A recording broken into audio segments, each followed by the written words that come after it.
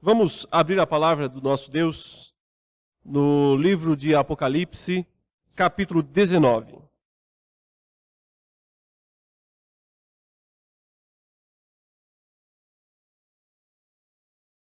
Apocalipse 19. Embora nós já tenhamos meditado em parte desse capítulo na última mensagem, nós vamos lê-lo inteiro e concentraremos depois a nossa exposição a partir do versículo 11 até o final do capítulo.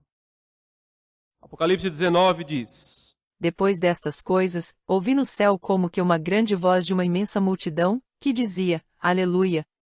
A salvação e a glória e o poder pertencem ao nosso Deus, porque verdadeiros e justos são os seus juízos, pois julgou a grande prostituta, que havia corrompido a terra com a sua prostituição, e das mãos dela vingou o sangue dos seus servos. E outra vez disseram: Aleluia! E a fumaça dela sobe pelos séculos dos séculos. Então os 24 anciãos e os 4 seres viventes prostraram-se e adoraram a Deus que está assentado no trono, dizendo: Amém. Aleluia!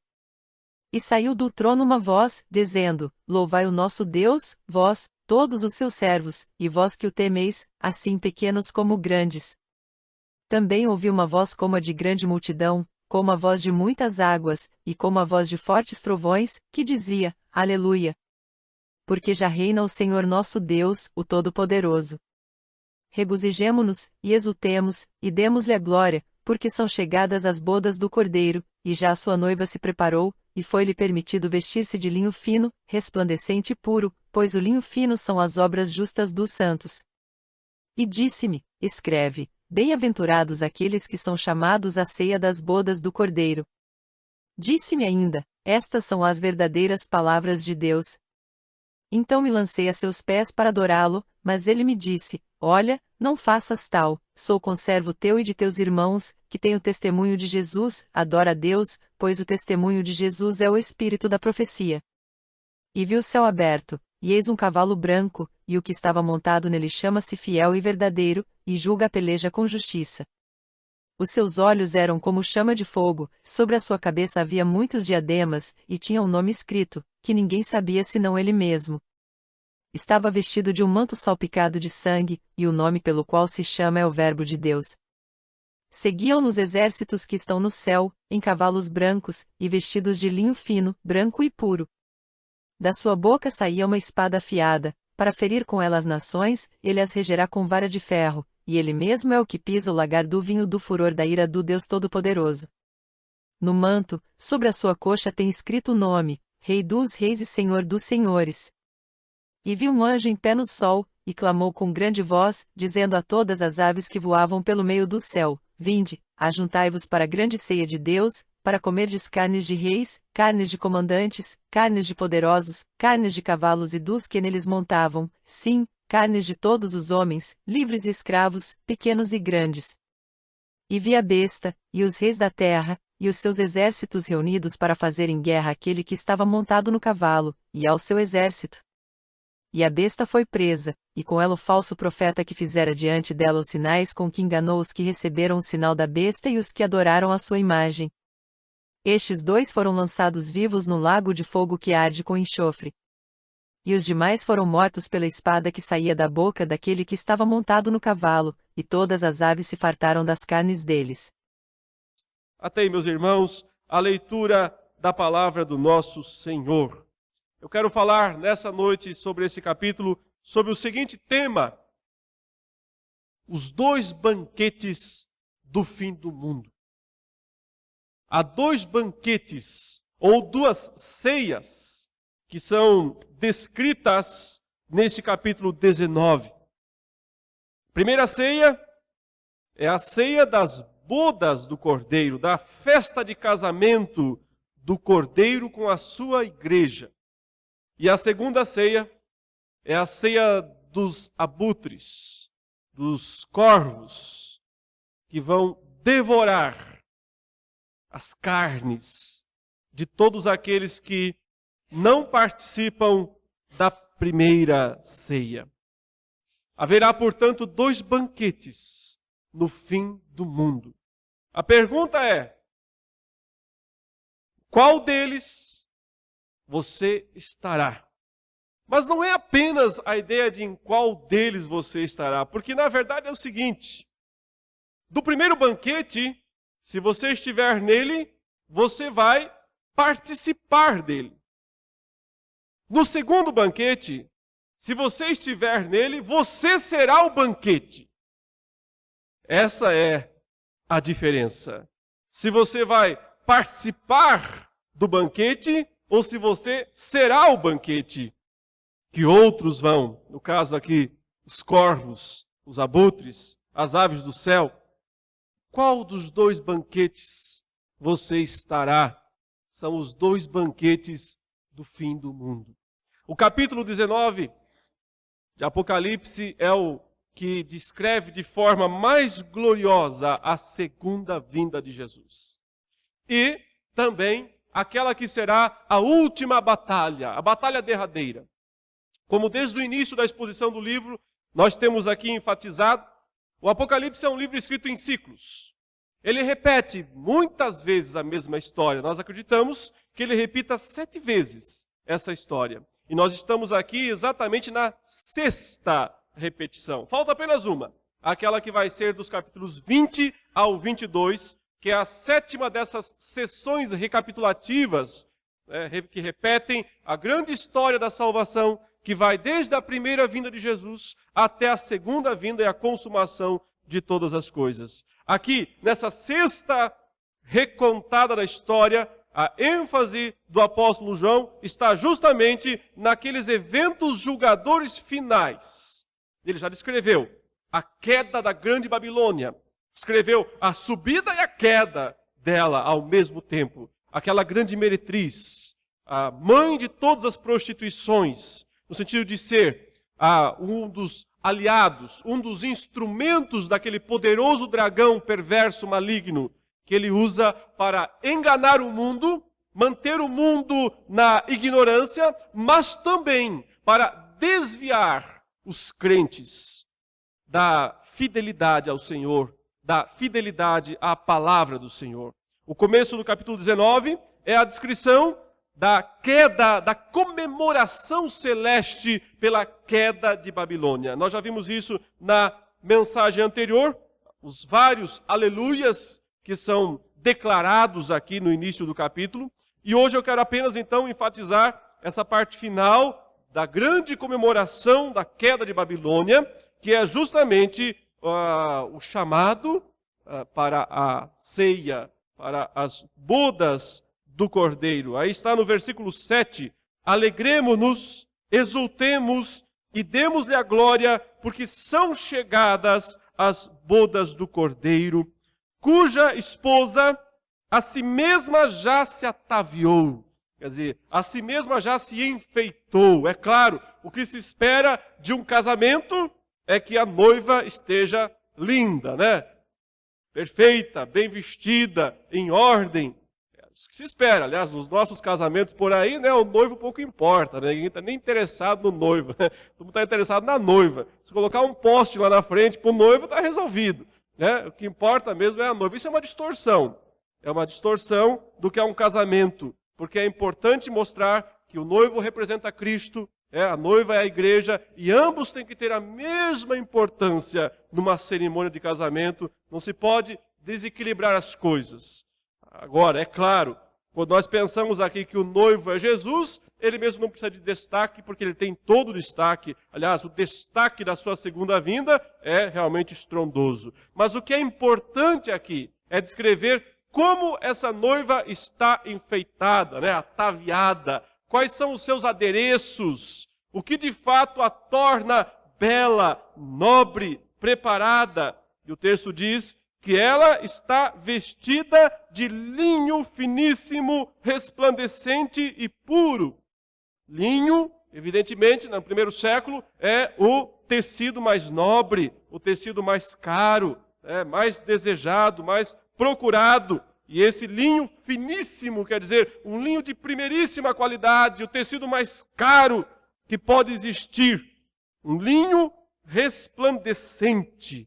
Ele é brilhante e puro, quer dizer, não tem qualquer outro tecido misturado. é linho puro. Portanto, ela tem o vestido mais desejável possível. Mas o que é esse vestido da noiva, convidada para participar da festa do casamento? Ele explica. Ele diz, porque o linho finíssimo são os atos de justiça dos santos. São as boas obras realizadas pelo povo de Deus. A Bíblia não ensina a salvação pelas obras. A salvação é pela graça. Essa noiva se apresenta perante o Cordeiro, em primeiro lugar, porque ela foi lavada pelo sangue do Cordeiro. As suas vestes foram alvejadas pelo sangue do Cordeiro. Esse é o sentido de salvação pela graça. Ou seja, o que torna essa noiva salva não é algum dom peculiar, algum ato dela própria, mas sim o que Deus fez, o que Cristo fez. Jesus morreu, deu sua vida para resgatar a sua noiva, para salvá-la. Ela é salva por causa da obra do seu noivo, por causa da obra de Cristo. Porém, ao mesmo tempo em que ela é salva por isso, espera-se dessa noiva, que evidencie atos de justiça, atos justos. Aqui diz um agir justo. Que a justiça permeie todas as suas ações, todas as suas obras, todas as suas atitudes. Esse é o linho finíssimo. Esse é o verdadeiro enfeite que se pode ter numa pessoa e que se espera que tenha na igreja, na noiva do Cordeiro. Ela, para poder participar da festa final, ela tem que estar bem trajada. Lembram-se de uma parábola que Jesus contou, na qual havia muitos convidados para a ceia, para as bodas do Cordeiro. Mas havia um sujeito, um indivíduo, que estava na festa, porém suas roupas não eram apropriadas. E então chegaram até ele e disseram, cadê as roupas apropriadas? Você não está vestido com as roupas apropriadas. Então, por favor, o seu lugar não é aqui, vá lá para fora, você não faz parte deste casamento. Portanto, meus irmãos, o que são as roupas apropriadas para a noiva? Inicialmente, são as vestes de justiça com as quais Cristo a reveste. Isso nos fala de salvação pela graça. E em segundo lugar, como consequência disso, são os próprios atos dessa noiva. São suas próprias atitudes justas, puras, como um resultado daquilo que o Senhor fez na vida dela. Aquilo que Paulo fala em Romanos 2, ou melhor, em Efésios 2, 8 e 9, não é? Pela graça sois salvos, mediante a fé. Isso não vem de vós, é dom de Deus, não de obras, para que ninguém se glorie, os versículos 8 e 9. Ou seja, a salvação não é pelas obras, é um dom, é uma graça de Deus. Mas o verso 10 de Efésios 2 continua dizendo, pois nós fomos feitos por Deus, somos criação especial dele, criados para boas obras, as quais Deus preparou para que andássemos, ou para que andemos nelas. Não somos salvos pelas obras, mas para as obras. Somos salvos pela graça de Deus, somente.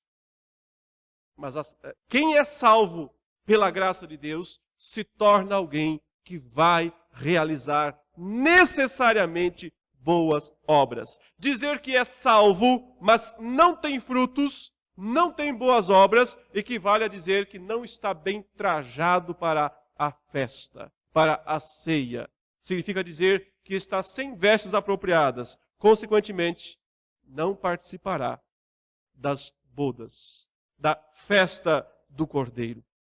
Apenas para nós podermos situar como seria uma espécie de cronologia dos fins dos tempos, eu me arrisco aqui hoje a fazer uma pequena cronologia. Evidentemente que falar do futuro, do que ainda não aconteceu, sempre é muito perigoso, não se deve ser dogmático. Eu leio muitos livros por aí, praticamente uma agenda fechada da segunda vinda de Jesus. No dia tal ele vem e faz isso, depois ele faz aquilo, aí ele vai para tal lugar, aí ele volta, aí ele sobe, aí ele desce.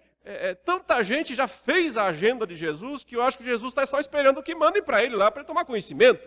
O que é que ele precisa fazer? Ô, meus patrões aí, vocês que decidiram, né? O que eu tenho que fazer? Como é que é mesmo? No dia tal eu faço isso? Os homens precisam ser mais humildes diante daquilo que não se sabe e que o próprio Cristo disse, cautela, a respeito daquele dia e daquela hora, ninguém sabe. Nem os anjos, nem o Filho, somente o Pai. Ele reservou para a sua exclusiva autoridade saber essas coisas. Então, sempre é temeroso querer estabelecer uma agenda para a segunda vinda de Jesus. Tendo dito isso, o máximo que nós podemos fazer é tentar olhar aproximadamente estas coisas. Então, nesse sentido, a sequência mais provável do fim dos tempos seria a seguinte.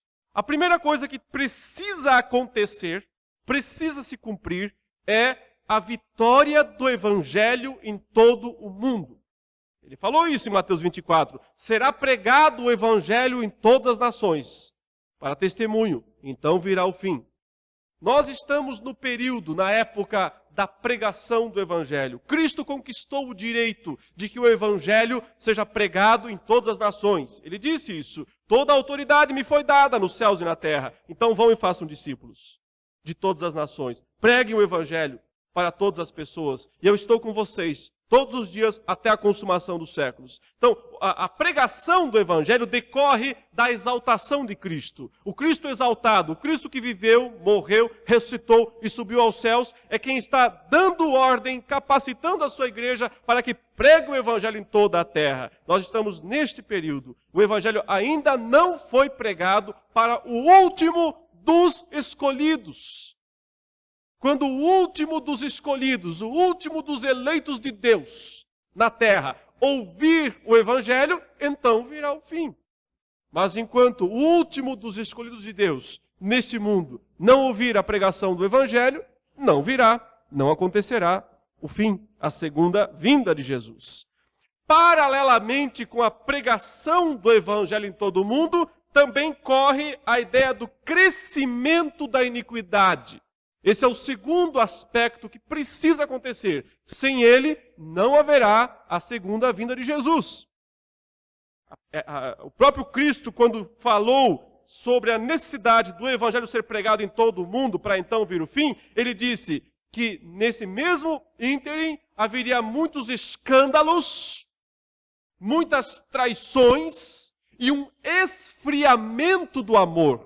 Ele diz, por multiplicar a iniquidade, o amor se esfriará de quase todos. Eu não vejo uma declaração mais alarmante da palavra de Deus do que essa. Porque é o Filho de Deus, é aquele que veio para salvar a sua igreja, que está dizendo que, por causa do crescimento da iniquidade no mundo, o amor se esfria de quase todos. Ora, o amor não se esfria do mundo, porque o mundo não tem amor. O mundo não tem verdadeiro amor. Ele está falando de sua igreja, do seu povo. E está dizendo que antes da segunda vinda de Jesus, aconteceria um esfriamento.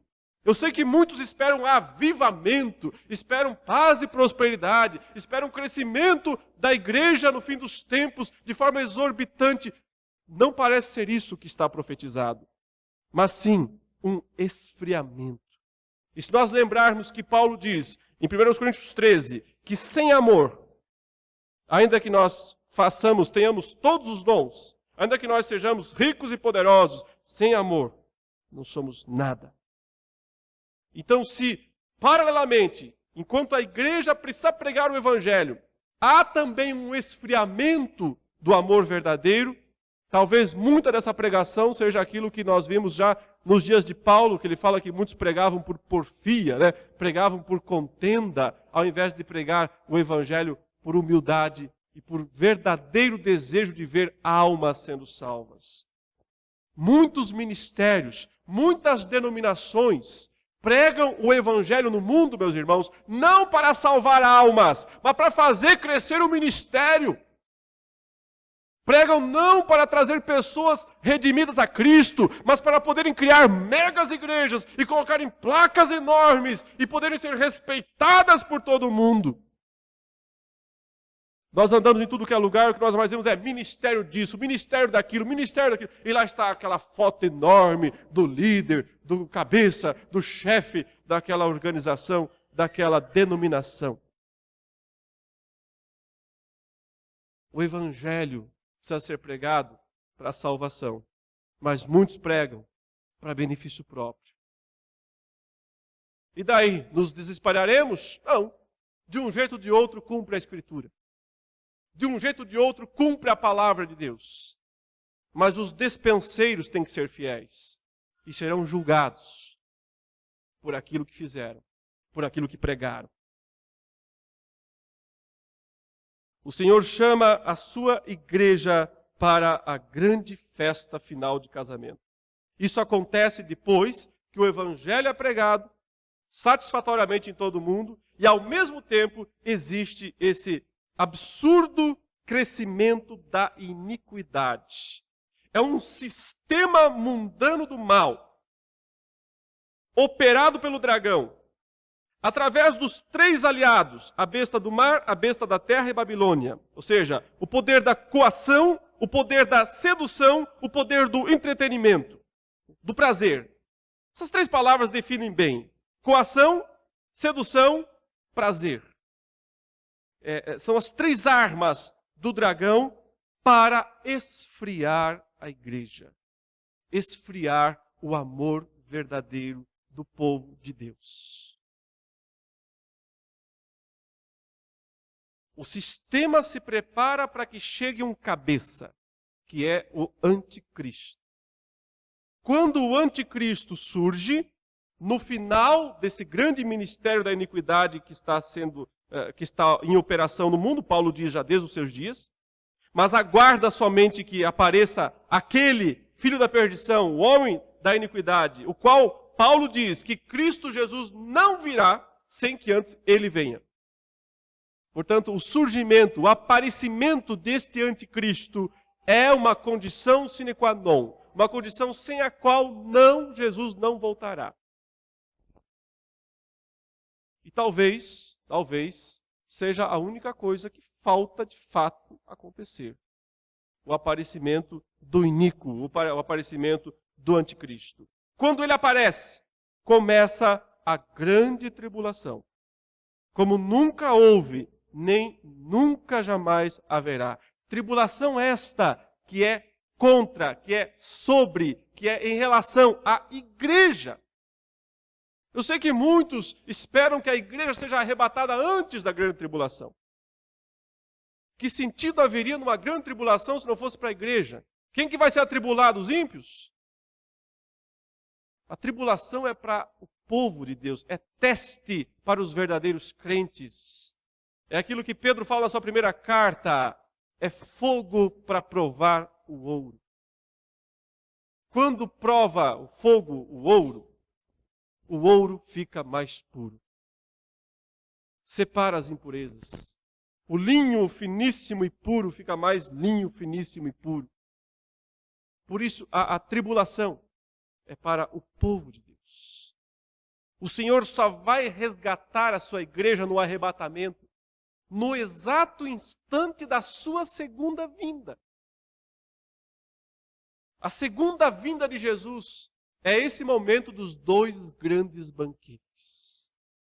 Os 2 grandes banquetes do fim do mundo. Eles são simultâneos. Acontecem no exato e mesmo momento da segunda vinda de Jesus, que põe fim à grande tribulação, que encerra o período do mal na terra. Significa simplesmente que o Senhor desce até as nuvens do céu. É assim que Paulo descreve a vinda de Jesus. Uma única segunda vinda, não tem uma terceira ou uma quarta vinda na palavra de Deus. O Senhor veio uma vez e virá segunda, e ponto final. Alguns sistemas teológicos fazem Cristo fazer um verdadeiro vai e volta. Ele vem até as nuvens, recolhe a igreja, vai de novo para o céu, fica 7 anos lá, depois dos 7 anos ele volta, terceira vez que ele volta, mais estabelece um milênio na terra, depois mais 1000 anos, ele volta outra vez, umas 4 vezes Jesus tem que voltar, sobe e desce. A palavra de Deus não descreve essas coisas, isso é imaginação humana. A Bíblia diz que na segunda vinda de Jesus, todo olho o verá. Não existe vinda secreta. Sabe aquela história de apertem os cintos que o piloto sumiu? De vez em quando eu vejo em alguns carros, este carro poderá ficar desgovernado em caso de arrebatamento. Nunca viu isso aí? É engraçado, né? Está escrito lá, um adesivo no para-brisa do carro, este carro poderá ficar desgovernado em caso de arrebatamento. Essa visão é de que Jesus vem, invisível até as nuvens, aí ele arrebata a igreja secretamente, e as pessoas só ficam sabendo porque o cara sumiu. Desapareceu, apertem o cinto, o piloto sumiu. Não tem vinda secreta do Senhor Jesus. A vinda do Senhor Jesus é gloriosa. Todo olho o verá, até quantos o transpassaram. Pondo fim à grande tribulação, em que a igreja do povo de Deus vai passar, o Senhor Jesus vem até as nuvens, recolhe a sua igreja, é o encontro, é a festa de casamento, é o banquete dos salvos. Nesse mesmo instante, acontece também o banquete dos ímpios. Onde eles serão um banquete. Não é o banquete deles, ou para eles. É o banquete deles mesmo. Eles serão o banquete para as aves dos céus. Então a sequência é essa. Primeiro, o evangelho vitorioso em toda a terra. Segundo, crescimento da iniquidade, até que surja o anticristo. Terceiro, a grande tribulação, a perseguição dos crentes na terra. Quarto, o arrebatamento do povo de Deus na segunda vinda de Jesus. Então, a ceia do povo de Deus. E, em quinto lugar, a destruição dos ímpios, dos perversos aqui na terra.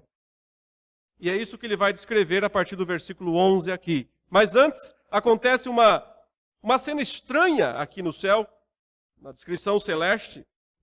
O apóstolo João, depois que ele ouviu essa expressão, do versículo 9, então me falou o anjo estava falando com João, escreve no seu livrinho aí, que um dia todo mundo vai ler, bem-aventurados aqueles que são chamados à ceia das bodas do Cordeiro. Então, o banquete do Cordeiro. E acrescentou, são estas as verdadeiras palavras de Deus. Aí o João, talvez ele pensou que tinha acabado já toda a descrição, e ele tem uma atitude estranha, diz o verso 10, prostrei-me, o João está falando isso, prostrei-me ante os seus pés para adorá-lo. Parece que o apóstolo João, depois de receber aquela visão tão impressionante que o anjo lhe deu, ele ficou meio abobado, parece. E ele talvez pensa que ele devia retribuir aquilo ao anjo, se prostrando diante do anjo e adorando o anjo. E aí o anjo repreende João. O próprio anjo dá uma repreensão ao apóstolo João. Ele diz, para com isso. Vê, não faças isso. Sou um conservo. Eu sou um servo igual a você. Sou um anjo, nunca pequei, vivo lá no céu, numa boa, mas eu sou um servo igual a você. Não se adora com servos. É uma marca. Isso aqui é uma importante dica também do que significa participar do banquete de Deus. E do que significará participar do banquete dos corvos. Idolatria. Há uma marca que no fim de tudo, cuidado com a idolatria. Não se esqueça que a idolatria sempre é um risco, sempre é um perigo. E muitas vezes as pessoas mais santas correm o risco de se tornar idólatras. Um apóstolo está aqui, o último dos apóstolos vivos, quem recebe toda a revelação final de Deus. E de repente ele sente-se motivado a adorar um anjo. E note que anjo é melhor até, parece, do que adorar homens. Mas o anjo dá uma ordem para João. Quem é que se deve adorar, João? Ele diz, adora a Deus. Adora a Deus. O único digno de receber adoração, de receber culto. Somente diante dele alguém pode se prostrar. Se prostrar diante de imagens. Se prostrar diante de pessoas que já morreram, por mais boas que tenham sido. Se prostrar diante de anjos. Isto é idolatria. E o Senhor repreende isso até o fim. Do início ao fim do mundo, isso está totalmente proibido pela palavra de Deus. Só o Senhor deve ser adorado. O Deus Pai, o Deus Filho, o Deus Espírito Santo. O Senhor Jesus aceitou que se prostrassem diante dele. Tomé, quando viu Cristo ressuscitado, se prostrou diante de Jesus e disse: Deus meu e Rei meu. E o Jesus disse assim: demorou, né, Tomé? Não o repreendeu por ter feito aquilo. Pelo contrário, demorou. Mas diante de homens, diante de pessoas mortas, por mais boas que tenham sido, a Bíblia não autoriza, não permite. Adora a Deus. Somente o Deus triuno pode ser adorado, pois o testemunho de Jesus, diz aqui o anjo, é o espírito da profecia. Em outras palavras, a centralidade de Cristo. Só Ele pode ser reconhecido, só Ele pode ser adorado. O testemunho dele, a mensagem dele, a pregação dele é o resumo de toda a profecia. Não há profecia melhor no mundo do que o anúncio de quem é Jesus Cristo. O anjo está dizendo: você está endoidando, João. Eu sou só um anjo. Eu sou só um servo igual a você. Adora quem é grande de fato. O Senhor Jesus. Aquele que é o espírito da profecia. Aquele que cumpre todas as promessas. Quer dizer, o anjo vai dizer: não me compara com ele. Não me coloca do lado dele. Eu sou pequeno demais do lado dele. E é um anjo grandão. Sou pequeno demais diante dele. Queridos irmãos, eu falei agora há pouco aqui de pessoas pregando a Jesus para engrandecer o próprio ministério. Quantas pessoas, quantos líderes evangélicos têm a coragem de receber algum tipo de homenagem? Algum tipo de homenagem dos homens. Quando o próprio anjo diz aqui: não me dê homenagem nenhuma, só tem um que você pode homenagear. Ai dos homens que têm a ousadia, a petulância de querer receber um pouquinho para si da honra, da glória, do louvor que é somente ao Senhor Jesus. Ai desses, estarão no segundo banquete. Serão o segundo banquete. Então vem, meus irmãos, a descrição gloriosa da segunda vinda de Jesus. O céu se abre, diz o versículo 11. Viu o céu aberto. Isso aqui não é uma vinda secreta.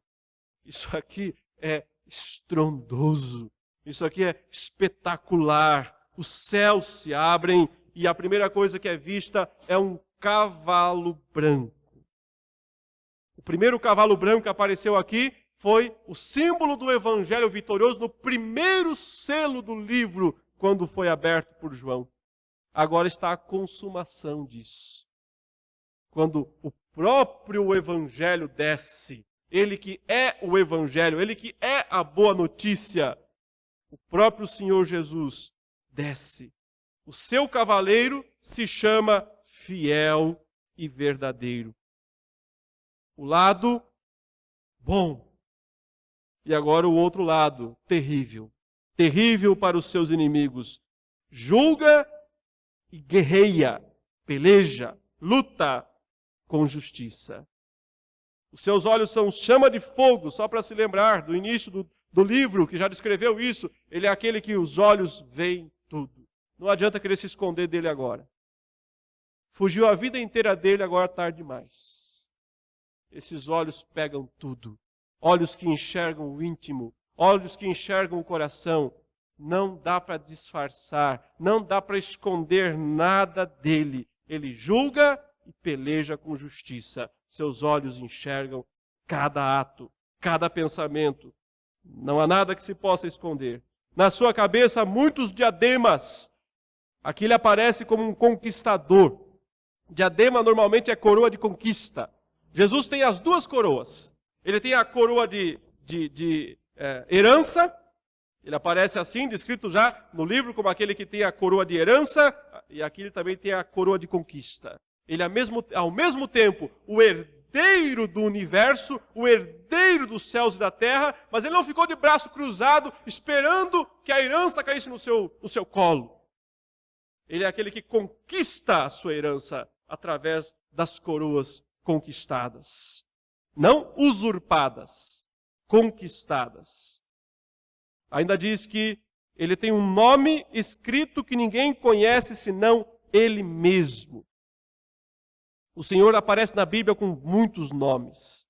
E todos esses nomes apontam para graça, poder, misericórdia, juízo. Aqui simplesmente diz que tem algo a mais ainda. É interessante entender isso. Nós podemos estudar, e nós vamos estudar teologia pelos séculos dos séculos. Teologia é uma coisa que não termina aqui nessa terra. Ou seja, na segunda vinda de Jesus, nós não conheceremos tudo de Deus ou tudo de Cristo. Ainda haverá mistérios e mistérios infinitos, porque estamos falando de um Deus infinito. Há muitas coisas dele que nós não sabemos hoje, apesar de termos toda a Bíblia. E será assim por toda a eternidade. Há coisas que nós nunca conheceremos, mas algumas coisas estão claras, estão reveladas, especialmente essas do versículo 13, que diz: está vestido com um manto tinto de sangue, e o seu nome se chama o Verbo de Deus. O Verbo é aquele Logos do capítulo 1 de João. Razão também porque nós entendemos que foi o mesmo João que escreveu os 2 livros. Ele dá esse título, no sentido de aquele que é o eterno, aquele que é o princípio de todas as coisas, a razão da subsistência de todas as coisas. Mas o que chama a atenção aqui é o seu manto. Ele está manchado com sangue. Mas esse sangue aqui não parece ser o dele. Ele derramou o sangue dele também. Mas esse sangue aqui parece ser o sangue que espirra após pisar os seus inimigos. A ideia do lagar, mais uma vez, que ele vai abordar aqui na frente. Aquele tanque onde se jogam as uvas. E as pessoas vão lá e pisam essas uvas para extrair o vinho, o suco, que depois é transformado em vinho. Aqui ele está dizendo que ele é aquele que pisa o lagar do vinho, do furor, da ira de Deus. E ao pisar, respinga. É só um prenúncio. É só um prenúncio do que é que ele está vindo fazer. Essa sua segunda vinda aqui não é para ser aplaudido. Não é para ser reconhecido. Quem reconheceu, reconheceu. Quem não reconheceu, só resta agora participar do segundo banquete. De vez em quando a gente ouve umas bobagens de pessoas bem intencionadas até falando, do tipo assim: se Jesus voltasse hoje, coitado dele, porque iam matá-lo outra vez. Que hoje o mundo é pior do que era no primeiro século. Então se ele voltasse, é até bem intencionado às vezes essa expressão, mas é totalmente ignorante. O Senhor Jesus não voltará para ser morto. Ele volta para matar. É Ele quem vai pisar as uvas perdidas. Aquelas que rejeitaram a salvação. Simplesmente isso. Fizeram pouco caso. Preferiram viver do seu próprio modo. Agora não resta mais esperança. Depois de descrever o primeiro cavaleiro glorioso que sai do meio do céu, que é Cristo, agora ele diz que ele não está sozinho. Em seguida aparecem os seus auxiliares, os seus ajudantes, diz aí o versículo 14, e seguiam-no os exércitos que há no céu, montando cavalos brancos, com vestiduras de linho finíssimo, branco e puro. Uma verdadeira cavalaria celeste, de cavaleiros brancos.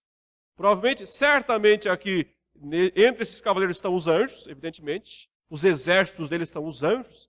Ele é, no Antigo Testamento, descrito como o Senhor dos exércitos, das hostes celestes. Um dia Cristo disse que se ele quisesse, naquele dia que Pedro pegou da espada e cortou a orelha daquele homem que vinha com aquele grupo para prender a Jesus, e Cristo disse: Pedro, não faça isso. Você não precisa me defender, Pedro. Se eu quisesse agora, eu pedia. E o Pai mandava legiões de anjos para me defender. Ele é aquele que comanda os exércitos celestes. E esses exércitos vêm com ele para uma guerra, para uma batalha. Na verdade, não bem uma batalha, mas um banquete. O segundo banquete. O banquete final. Talvez seja possível dizer também que nesses cavaleiros aí esteja o próprio regresso da igreja, que já subiu para se encontrar com Cristo, para as bodas, para o primeiro banquete, e agora volta para o segundo banquete. Não para participar dele, né? Mas, ou, de certa forma, sim, para esmagar as uvas. Esmagar aqueles que viveram suas vidas de forma desordenada. Veja que o texto diz no verso 15: sai da sua boca uma espada afiada, para com ela ferir as nações. A espada saindo da boca, ele já foi descrito assim no início, no capítulo 1, é o poder da sua palavra. Mau negócio enfrentá-lo. Escolheu o inimigo errado. Enfrentar esse que tem uma espada que sai da sua boca. Porque ele não precisa nem lutar, ele só fala. E o que ele diz acontece. Um dia um centurião entendeu isso. O centurião disse assim: o senhor não precisa ir na minha casa para curar o meu servo. O senhor só precisa dizer. Só precisa dar uma ordem. O centurião disse: porque eu também sou uma pessoa que entende e eu sou sujeito à autoridade. Eu falo para o meu servo assim: vem, ele vem. Eu falo para o meu servo: vai, servo, e o servo vai. Se eu faço isso, eu que sou só um centurião, um mero homem, o Senhor com a sua palavra dá ordem e acontece. Um dia ele disse: haja luz. E a luz apareceu. Um dia ele disse: apareça o mundo, as coisas, apareça a terra, apareçam as rochas, as árvores, os animais. E aparece. É mau negócio enfrentar alguém assim. Ele só precisa falar. Ele só precisa dizer assim: derreta! E nem o sol teria tanto poder para derreter alguém. Ele só precisa dizer. Por isso, meus irmãos, que a batalha final não é bem uma batalha.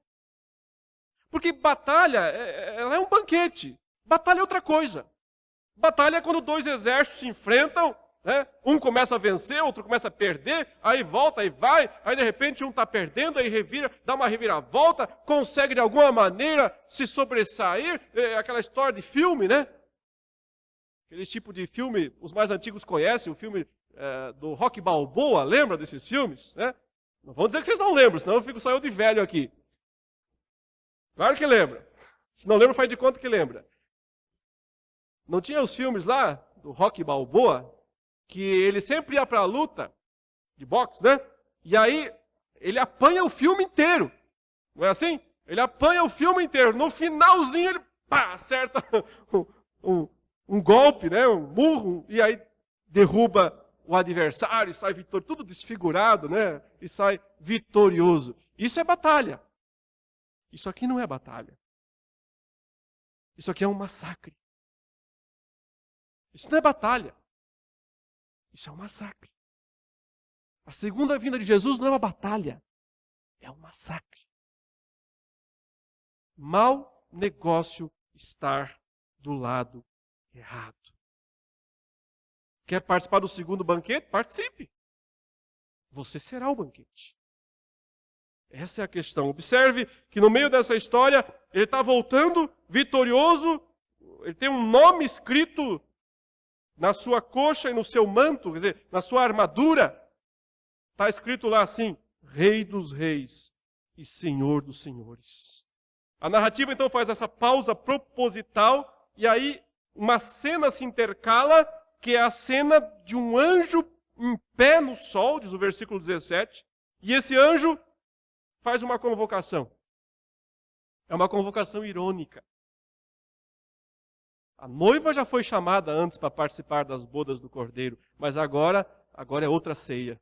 Ele diz assim, o anjo se dirige às aves, aves de rapina, né? Coloca tudo aí, abutre, urubu, corvo, águia, qualquer coisa que coma carniça, qualquer coisa que coma carne de gente morta.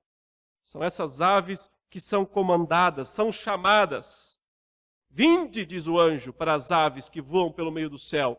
Reuni-vos para a grande ceia. Aqui está o segundo banquete. A grande ceia de Deus. Ele diz, para que comais carne de primeira. Aqui não é carne de segunda, não. Carne de primeira. Carne de reis. Isso é melhor que picanha. Carne de primeira. Carne de reis, carnes de comandantes, carnes de poderosos, mas também tem carne de segunda, né? Carne de cavalo, de seus cavaleiros, carne de todos, quer livres, quer escravos, tanto pequenos como grandes. O convite para o segundo banquete é um convite irônico. Quem vai se banquetear serão as aves. E quem será o banquete? Serão os reis. Os poderosos, os grandes, porque estão nesta loucura da idolatria, de se achar, de pensar que tem alguma chance em relação a Deus, de enfrentar a Deus. Por isso que isso é idolatria também, é o máximo da adoração de si mesmo, de pensar que é poderoso, autossuficiente. O verso 19 descreve essa cena ridícula. É uma cena revestida de elementos totalmente ridículos, porque diz, e vi a besta, que aqui é a besta encarnada, é o anticristo. É um homem, é o chefe do mundo. A besta e os reis da terra, aqueles reis que lhe dão suporte, que lhe dão poder, com os seus exércitos. Veja que cena ridícula. Que exércitos podem fazer contra Deus? Vai apontar o míssil para o céu? Tudo bem que existem mísseis teleguiados, né? O pessoal digita lá o código, né? Da latitude, da longitude e tal, e o míssil pum, e cai no lugar. Eu quero ver eles descobrirem a latitude e a longitude do céu para conseguir mandar um míssil para este lugar. É óbvio, é uma coisa ridícula. Mas é a loucura da auto-idolatria. Da idolatria humana. Diz aí que eles estão congregados, reunidos como se fosse uma igreja. Porém, é a reunião da igreja, é um banquete igual ao outro. Os dois vão para um banquete. Mas o primeiro a gente já sabe, e esse aqui é o banquete dos abutres. Veja, congregados para pelejarem contra aquele que estava montado no cavalo e contra o seu exército. E o versículo 20 diz, não teve graça. Não foi emocionante. Não foi nada emocionante. Não teve emoção isso aqui. Não teve Rocky Balboa, começa apanhando, aí no final, pá, acerta um murro e consegue vencer. Não teve graça. Isso aqui é um massacre total. Simplesmente o verso 20 diz, mas a besta, o anticristo, foi aprisionado. Cristo diz, você, lago de fogo, foi. Você, falso profeta, lago de fogo, acabou. Não existe resistência. Isso não é uma batalha, isso é um banquete. É uma festa para as aves dos céus comerem carnes de poderosos. E o texto diz que, então, a besta, o falso profeta, que é a segunda besta, né? A encarnação da segunda besta. A primeira é o poder político, a segunda é o poder religioso. Aqui os dois estão encarnados num chefão do mundo, num chefe político do mundo e no outro no chefe religioso. Os dois juntinhos, trabalhando juntos para o mal, para o dragão. E os dois vão direitinho para o lago de fogo e enxofre. É isso que o texto diz. Os dois foram lançados vivos dentro do lago de fogo. Por isso que, de fato, parece ser dois homens, né? São lançados vivos para dentro do lago de fogo e enxofre. E o texto conclui dizendo: os restantes foram mortos. E Jesus aqui, sabe, nem sequer deu uma chance para os anjos ajudar um pouco. Eles foram mortos com a espada que saía da boca daquele que estava montado no cavalo. Nem sequer pediu ajuda para os anjos. Me ajuda aí a matar alguns aí. Dura coisa é enfrentar aquele que tem a espada que sai da sua boca. Significa dizer o seguinte, que ele só diz uma palavra: morram. Automaticamente, instantaneamente, é um dominó de gente caindo. É loucura estar contra o Cordeiro. É a loucura total da idolatria. E o texto conclui: e o banquete foi farto. As aves se fartaram. Nunca comeram tanto na história. Se fartaram das suas carnes. E temos aqui a sexta descrição do fim do mundo. Só falta uma, que ele vai fazer dos capítulos 20 a 22. Até porque ele já descreveu como é que 3 aliados do dragão caíram. A primeira besta, o anticristo, a besta do mar. A segunda besta, o falso profeta, a besta da terra. Babilônia, todos eles já caíram, pela ordem inversa, né? Primeiro Babilônia, depois as 2 bestas. Mas falta dizer ainda como é que cai o chefão. O chefe de todos eles. E João reservou a 7ª e última sessão recapitulativa do livro para descrever só como é que cai o dragão. É assunto do próximo capítulo, capítulo 20. E depois, o juízo final, o novo céu e a nova terra.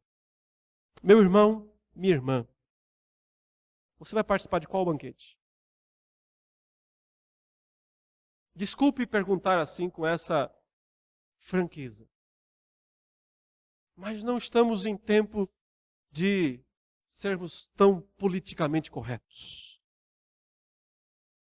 Não estamos em tempo de tranquilidade. Você tem talvez mais uns 100 anos para se decidir. Não estamos. Pergunta clara e direta que eu faço para você é essa. Você vai participar do banquete ou você vai ser o banquete? Só ter nome de cristão não basta. Só dizer que é crente, mas as vestes não são linho finíssimo e puro. São as vestes da noiva, da esposa do Cordeiro. Não basta. Então, a pergunta feita para todos nós nessa noite é: se Jesus Cristo voltasse agora, qual dos banquetes nós estaríamos? Iríamos para a festa do grande casamento como noiva do Cordeiro? Isso significa dizer que nós levamos a sério a nossa vida cristã. Significa dizer que nós não somos simpatizantes do cristianismo. Tem gente demais simpatizante do cristianismo. Essa viagem mesmo para Manaus, enquanto nós estávamos subindo lá o Rio Negro, nós estávamos uns 4, 5 crentes lá, pastores, né? E aí, nas conversas com o pessoal do barco, vários diziam que eram simpatizantes do cristianismo, ecumênicos. Esse vai ser um banquete ecumênico que você não faz ideia. O ecumenismo nesse banquete aqui vai ser uma coisa marcante. É tempo de levar Cristo a sério. É tempo de levar o Evangelho a sério. de não ser mero ouvinte, mas praticante da palavra de Deus, de não ser turista da igreja, mas membro do corpo de Cristo, de viver a fé com pureza. Ninguém aqui está falando em perfeccionismo. Os pecadores somos todos e seremos até o último dia, infelizmente. Mas significa compromisso. Ele não está falando de namoradinho de Jesus ou namoradinha de Jesus. Não está falando de gente que fica com Jesus. Ele está falando de esposa.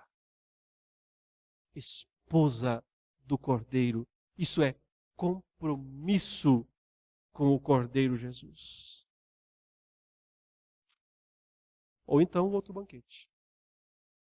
Só tem esses dois. Espero em Deus que todos nós aqui estejamos lá no banquete da noiva, da esposa, ataviados com linho finíssimo, branco e puro, os atos de justiça daqueles que foram lavados pelo sangue do Cordeiro. Ou então, vai ter sangue também nas vestes do Cordeiro, daqueles que são esmagados pelo furor da ira do Deus Todo-Poderoso. Que Deus nos conserve, meus irmãos, na sua graça e na sua misericórdia sempre. Em nome de Jesus, amém.